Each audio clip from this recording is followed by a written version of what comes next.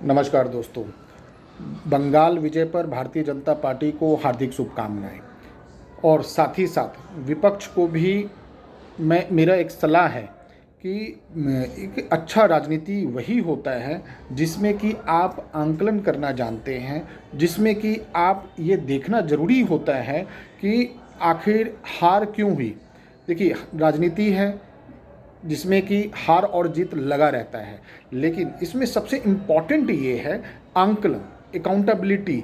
और आपको जब तक ये पता नहीं रहेगा कि आपकी हार के पीछे विशेष कारण क्या था, वो भी तब जब आप पिछले 15 सालों से अगर सत्ता में हैं, उसके बावजूद भी अगर आप नहीं जीत पा रहे हैं, तो कहीं ना कहीं आप जनता के दिलों पर अपना छाप नहीं छोड़ पाए हैं, जनता की उम्मीदों पर आप खड़े नहीं उतर पाए हैं।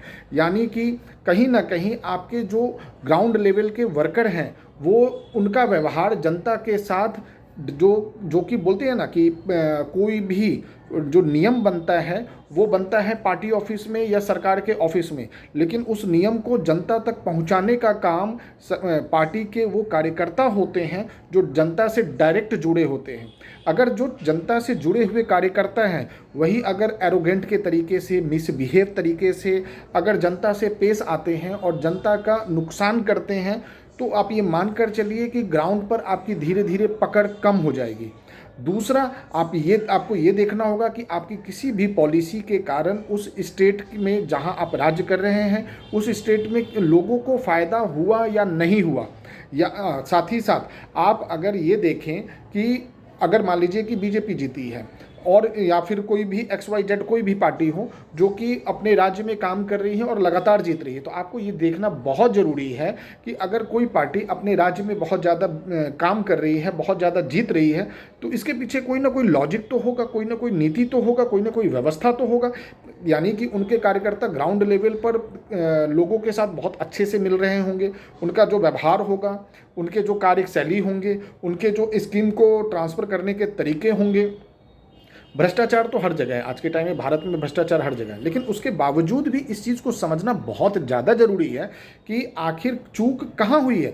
कारण क्या है कि अगर डेवलपमेंट के तौर पे अगर देखा जाए तो बंगाल में पिछले कई दशकों से डेवलपमेंट नहीं हो रहा है। आज़ादी के बाद से जितने भी ज़्यादा लोग बिहार से, झारखंड से या उत्तरी भारत से लोग जाते थे, तो वो असम या बंगाल ही जाते थे। सबसे ज़्यादा बंगाल जाते थे नौकरी करने के लिए, क्योंकि वो एक इंडस्ट्रियल हब हुआ करता था। तो मेरा एक सवाल ये है कि क्या आज के टाइम में वो इंडस्ट्रियल हब वाला जो बंगाल है, आज क्या वहाँ पर इंडस्ट्री की स्थिति सही है?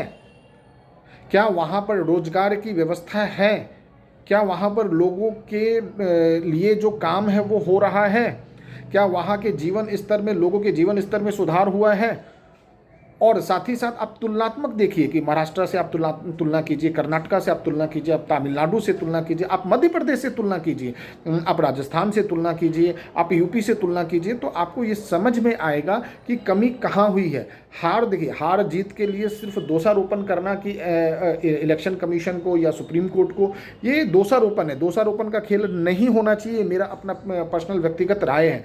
जबकि ये होना चाहिए कि चूक कहाँ हुई, कहाँ गलती हुई, उस पर ध्यान देना चाहिए। साथ ही साथ नेक्स्ट टाइम के लिए हम जनता से कनेक्ट कैसे कर सकें, क्योंकि आप इस बात को नहीं झुटला सकते। मेरा ये सभी विपक्षी दलों के लिए है कि एक अच्छा विपक्ष भी देश सेवा करता है, जनता सेवा करता है। अगर एक अच्छा विपक्ष नहीं हुआ, एक अगर कमज़ोर विपक्ष हो गया, तो वो जनता की सेवा नहीं कर सकता है, वो सरकार को सही दिशा पर नहीं ला सकता है। क्योंकि अगर एक अच्छा विपक्ष, मजबूत विपक्ष नहीं हुआ, तो सरकार एरोगेंट हो जाती है, जिसका परिणाम और दुष्परिणाम जनता को ही भोगना पड़ता है। इसीलिए मैं उम्मीद करता हूँ कि एक अच्छे लोकतांत्रिक नतीजों के तहत विपक्ष को अपनी कमियों को ढूंढना चाहिए। उनकी कार्यकर्ताओं में जो कमियां आई हैं, उनकी कार्यकर्ताओं का जो जनता के साथ लगाव और जो संबंध कमज़ोर हुआ है उसे मजबूत करने पर ध्यान देना चाहिए।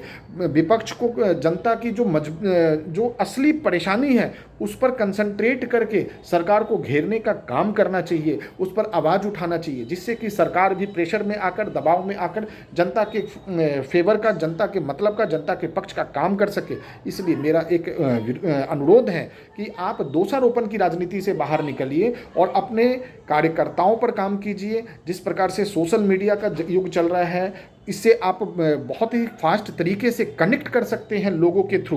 तो आपको ये करना चाहिए कि आप लोगों से कनेक्ट कीजिए। साथ ही साथ सोशल मीडिया के साथ साथ आपको जनता के बीच में उठने बैठने वाले कार्यकर्ता चाहिए, जिसकी बहुत ज़्यादा कमी हो गई है। सिर्फ चुनावी दिनों में जो 6 महीने का टाइम होता है उसमें ही आपको सिर्फ जनता के बीच जाने की ज़रूरत नहीं है। आपको पूरे साल आपको काम करना पड़ेगा। आपको का मतलब है कि जो विपक्षी पार्टियां हैं उनके कार्यकर्ता, उनके नेतागण सभी को इस पॉइंट को लेकर गहन चिंतन करना चाहिए कि हार के असली कारण क्या थे। क्योंकि विपक्ष जिस प्रकार से बिखर रहा है ये भारतीय लोकतंत्र के लिए कहीं से भी उचित और सही नहीं है। इसीलिए मेरा अनुरोध है सभी विपक्षी दलों के साथ कि कृपया करके अपना आंकलन कीजिए, अपने कार्यकर्ताओं में एक बोलते हैं ना एक अच्छा सा एक व्यवहार और जनता से कनेक्ट करने की शक्ति दीजिए। उनके बात करने के लहजे में,